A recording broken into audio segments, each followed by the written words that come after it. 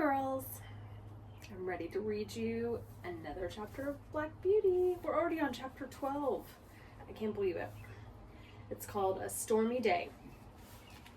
One day, late in the autumn, my master had a long journey to go on business. I was put into the dog cart, and John went with his master. I always liked to go in the dog cart. It was so light, and the high wheels ran along so pleasantly. There had been a great deal of rain, and now the wind was very high and blew the dry leaves across the road in a shower. We went along merrily till we came to the toll bar and the low wooden bridge. The river banks were rather high, and the bridge, instead of rising, went across just level, so that in the middle, if the river was full, the water would be nearly up to the woodwork and planks. As there were good substantial rails on each side, people did not mind it. The man at the gate said the river was rising fast, and he feared it would be a bad night. Many of the meadows were under water, and in one low part of the road, the water was halfway up to my knees. The bottom was good, and the master drove gently, so it was no matter. When we got to the town, of course, I had a good wait. As the master's business engaged him a long time, we did not start for home till rather late in the afternoon. The wind was then much higher, and I heard the master say to John that he had never been out in a storm. Oh, I've got a picture for you.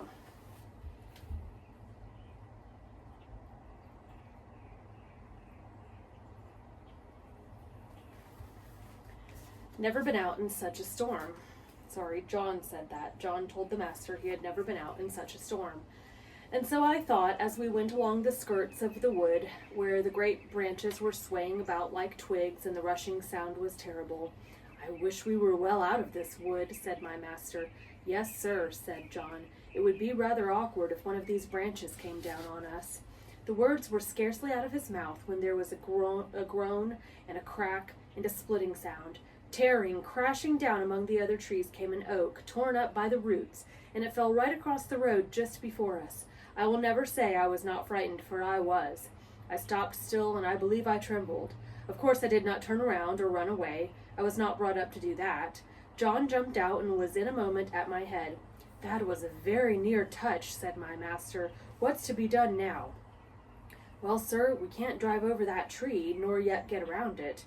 There will be nothing for it but to go back to the 4 crossways, and that will be a good 6 miles before we get around to the wooden bridge again. It will make us late, but the horse is fresh." So back we went and round by the crossroads, but by the time we got to the bridge, it was very nearly dark.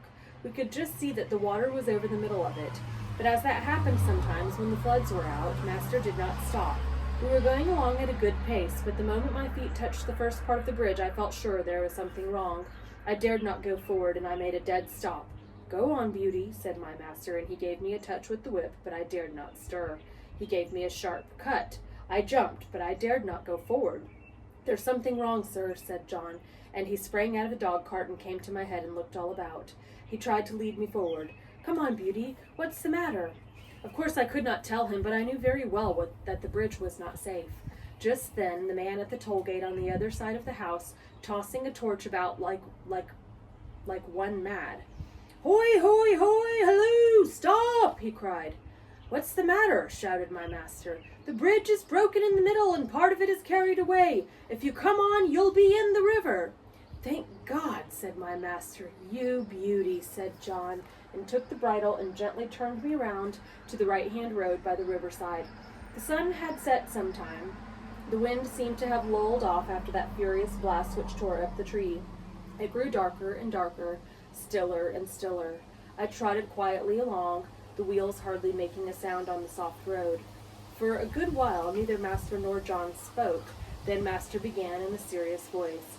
I could not understand much of what they said, but I found that they thought that if I had gone on as the master wanted me to, most likely the bridge would have given way under us, and horse, chaise, master, and man would have fallen into the river. As the current was flowing very strongly, and there was no light and no help at hand, it was more than likely, we should all have been drowned. Master said, God had given men reason by which they could find out things for themselves, but he had given animals knowledge which did not depend on reason, and which was much more prompt and perfect in its way, and by which they had often saved the lives of men. John had many stories to tell of dogs and horses, and the wonderful things they had done. He thought people did not value their animals half enough, nor make friends of them as they ought to do. I am sure he makes friends of them, if ever a man did.